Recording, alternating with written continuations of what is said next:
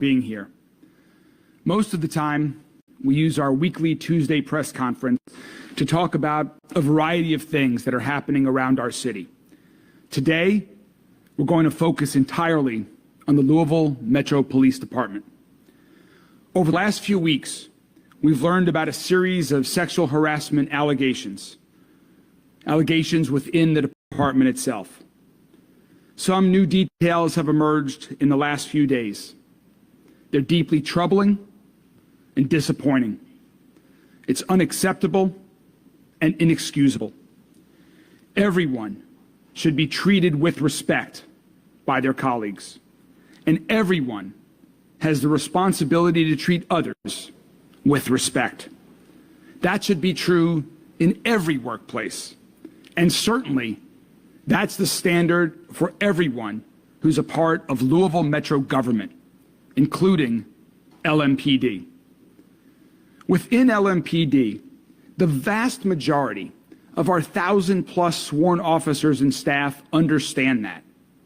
And I want to speak directly to them for a moment, to the officers and staff who are doing their job the right way. Thank you. Thank you for putting your lives on the line. Thank you for treating other people with respect. Fellow officers, every member of our community.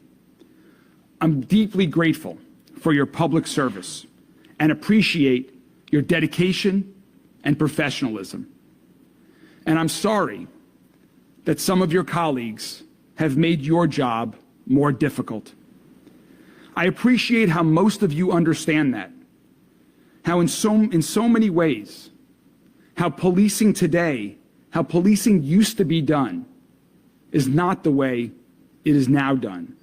Behavior that was once tolerated will no longer be tolerated. There have been a lot of changes at LMPD in recent years.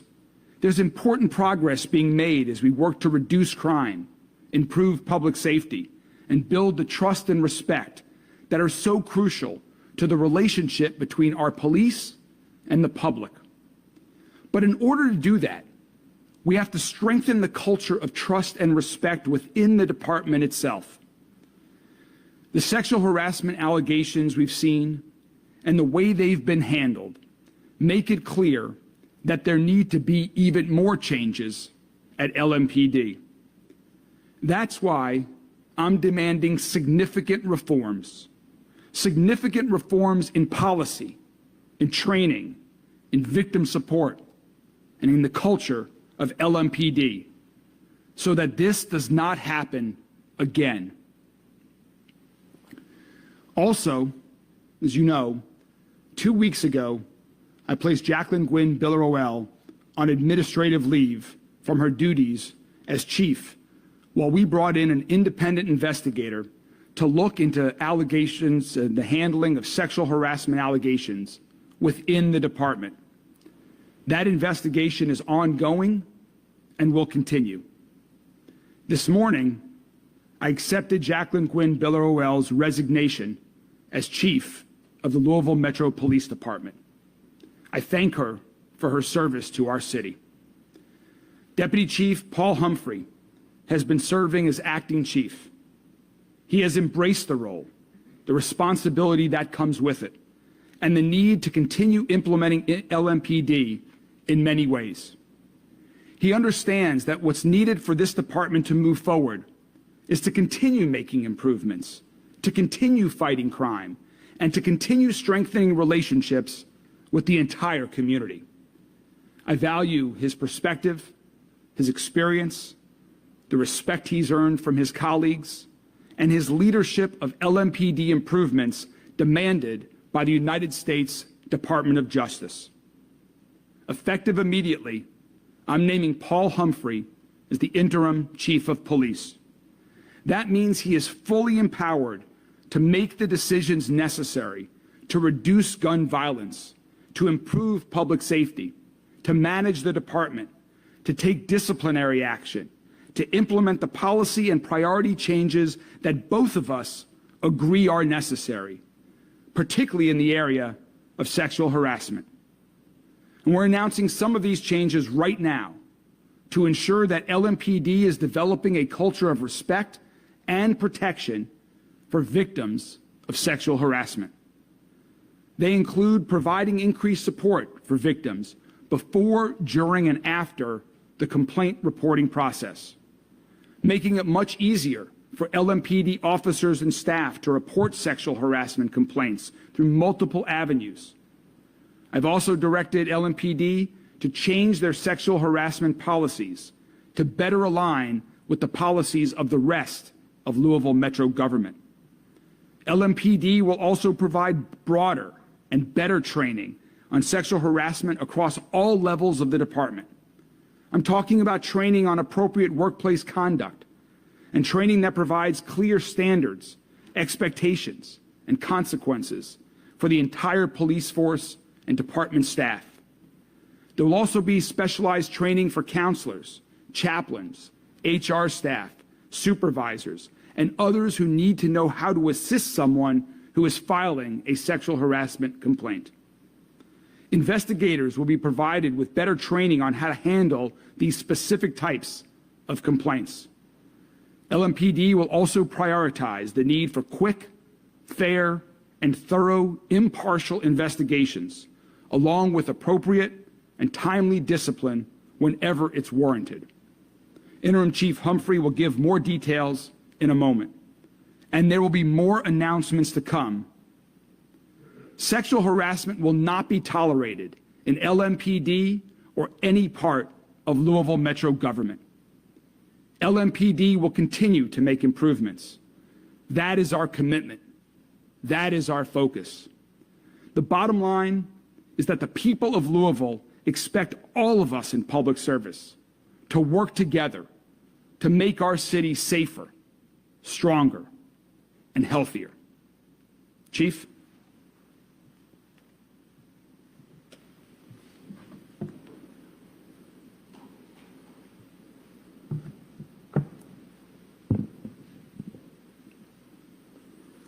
I'm going to go in a little bit of detail of what the mayor spoke about, but first I'll say that fostering an atmosphere and a respectful environment within LMPD for all employees is vital to the overall success of this agency and this city.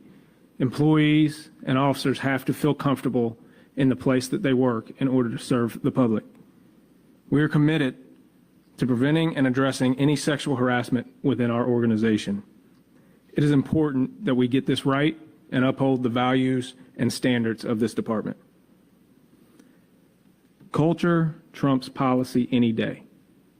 We can change all the policies that we want, but we have to reinforce those through the culture of the department. We are dedicated to creating a culture of respect, where every individual feels both valued and safe to do their job. Respect and dignity are fundamental values and ethics for this department. Today we're announcing a few policy updates related to our sexual harassment policy in order that they more closely align with Louisville Metro government policy at large. The updates will shift the need to prove sexual harassment from a burden of severe or pervasive action to one that has an unreasonableness standard to making people feel uncomfortable in the workplace. Additionally, sexual harassment is more clearly defined within the policy, whereas before it was lumped in with multiple forms of harassment and racial discrimination. It now has its own exclusive definition. As we previously said, violations of these policies will be taken seriously, and the policy will reflect that the consequences for violation of these policies will be up to and including termination if necessary. We're working to streamline the reporting process for avenues to report sexual harassment, both internally and externally. Internally, previously, it was reported through the chain of command unless there was a conflict within that chain of command. Now, an officer or a member is no longer prohibited by policy or inhibited by policy to report to anyone. They can report directly to the special investigations, they can report through their chain of command, they can report directly to the chief's office or to LMPD Human Resources. Externally, They can report to the Office of the Inspector General, the Ethics Tip Line, or Metro Human Resources. These are all avenues that anyone who feels that they have been victimized can report to directly. We are going to be implementing better and more thorough training for the entire body of Louisville Metro Police. That includes civilian staff, command staff, and officers. We have already begun to undertake this through training with our executive staff and our command staff that was put on last week by the Jefferson County Attorney's Office to better understand both the policy, reporting requirements, signs and symptoms, and behaviors that are acceptable and unacceptable in the workplace. We are developing this training on how to report incidents, what to do if you have witnessed sexual harassment, and the appropriate response for those receiving and/or handling reports of sexual harassment. We will also be initiating specific training for people who will investigate claims of sexual harassment. We recognize that that is a very unique type of complaint, and it takes a unique skill set in order to investigate that properly and appropriately. We also want to make sure that all of the support mechanisms that we have in place are there to support people in their time of need after these types of incidents. We want employees who have been victimized by sexual harassment or feel they have been victimized by sexual harassment to understand that we are there to support them to stay whole and become whole employees. These support services include our chaplains, our victim services unit, as well as our mental health services that operate out of the Summit Wellness Center. We're also working on external support services for officers and employees to be able to reach out to. Understand that LMPD is going to have a zero tolerance policy for sexual harassment. We will take this very, very seriously. I am confident that both the policy updates, the training updates are going to be impactful to our culture and how we approach issues related to sexual harassment. I am in a process of learning. We are all in a process of learning. Everyone in here has made mistakes before.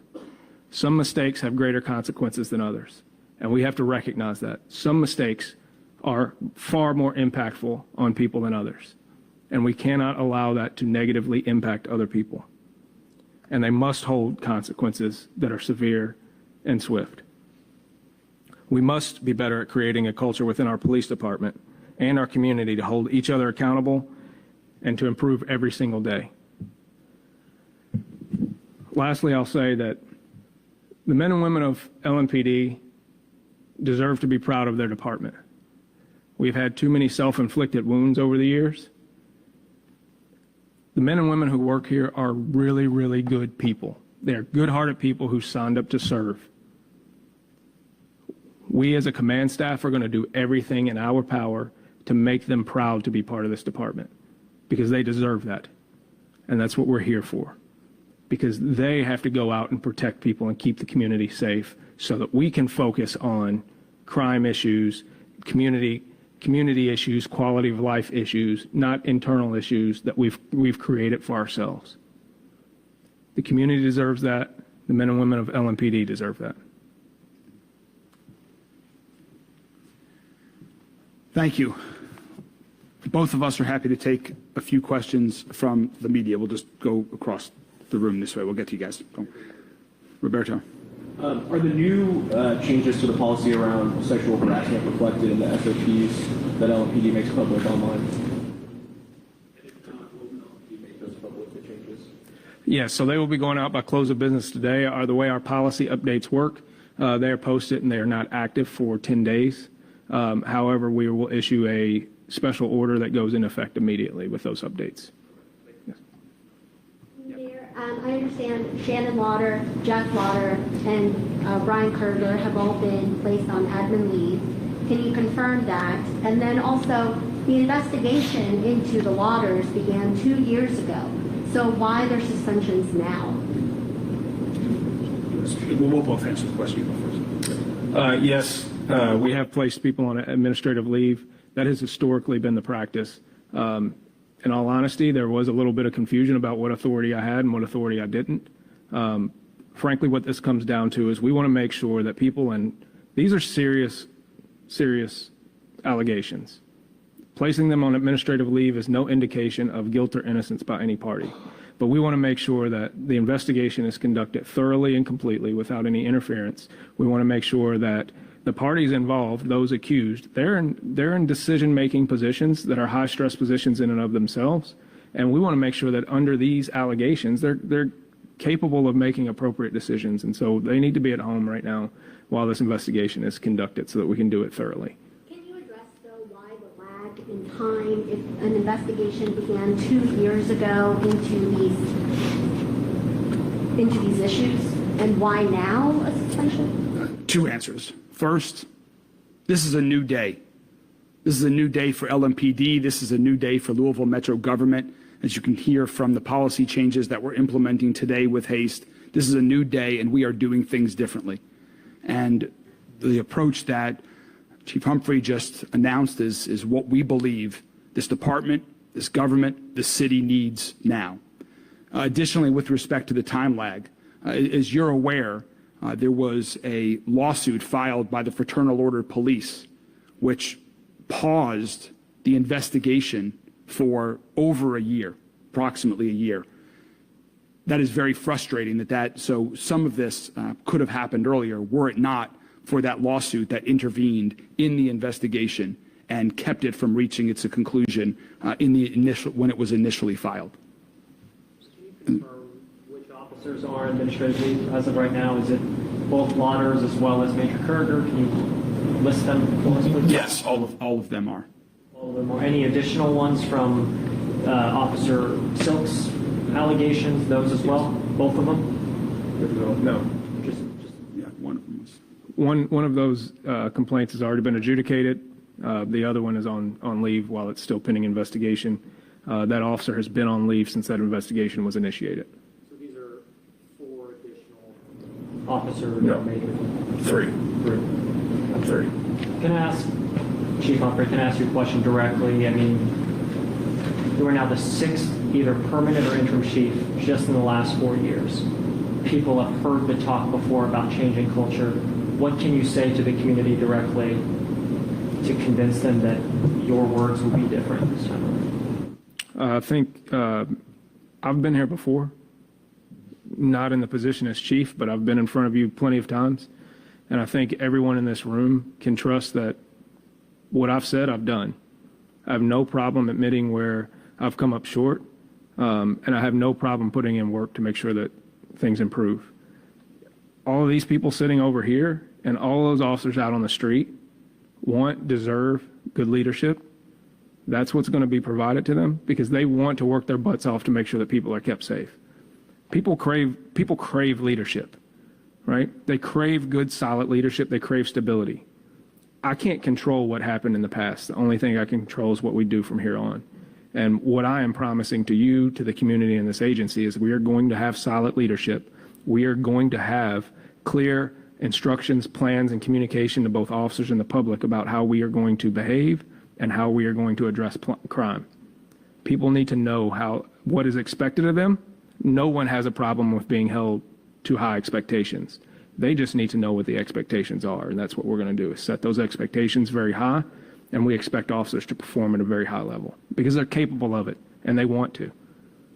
With the DOJ overseeing you guys in the foreseeable future, are you prepared to lead under those conditions? Yes, I've been dealing with the DOJ for the last 2.5, 3 years.